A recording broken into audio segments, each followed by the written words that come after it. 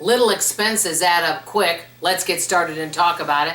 This is Money Mom. Welcome back. Today I want to chat with you guys about how little expenses add up quick. No wonder people are so broke.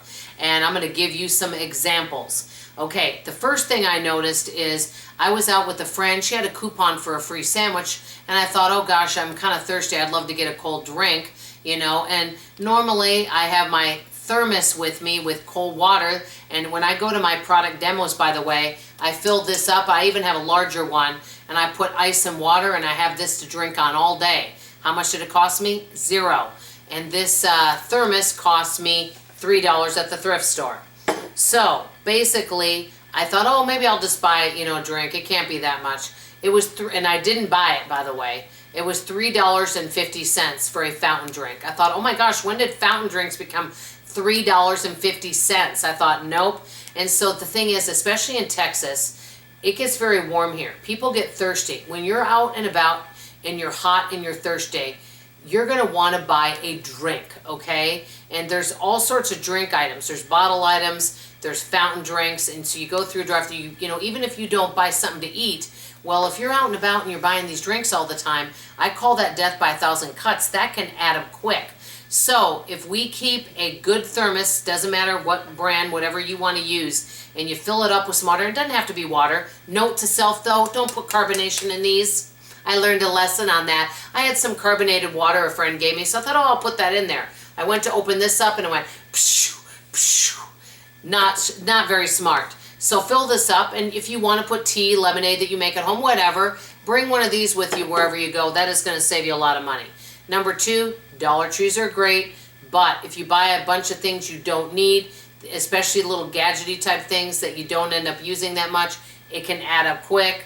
Number 3, buying snacks out. I carry snacks with me wherever I go. I've actually given snacks out to a lot of other people because they're prepackaged.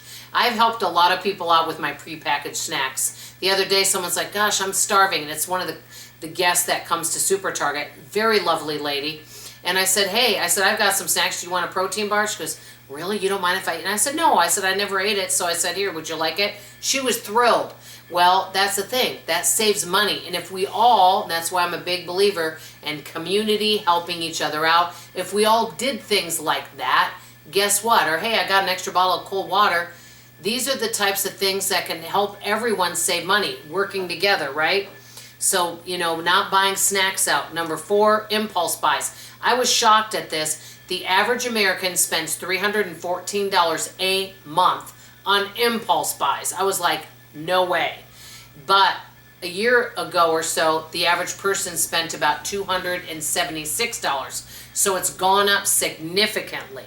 Okay, next thing, apps on your phone. Many people with their phone, they may use an app. Well, then they put a credit card or debit card in there and they buy things, but you're not handing over money, so you don't think of anything whenever you want to buy something, whether, let's say it's a snack or a drink or something you want to buy, you use your app on your phone for whatever store. That can add up quick too. You're basically going broke slowly. That's why I call it death by 1,000 cuts. Another big thing, and I added this, buying things on sale just because they say they're on sale or clearance. I know I've said this and harped on this so many times. That's why so many things now that I see on clearance, except that one coffee deal, I don't remember how much it was now. It was 80 cents a bag, I think it was. I wish I would have bought all of them. But unless you see something that's a really good deal, a lot of these clearance items are not even clearance. I mean, they might be 30% off, but I mean, a lot of times you can buy them a better deal with it being on sale. And so a lot of these things that you think are sales or clearance really aren't that good of a deal. And people just buy it because it says it's a sale. And so these are just some of the little ways I think people go broke. I think if people would spend less on snacks out and drinks and impulse buys, imagine you taking that money and investing or saving it, or having it for an emergency like what's happened to us recently with the unexpected trips. So let me know what you guys think. What are some unexpected ways you think people are going broke? I'd love to hear from you in the comments below.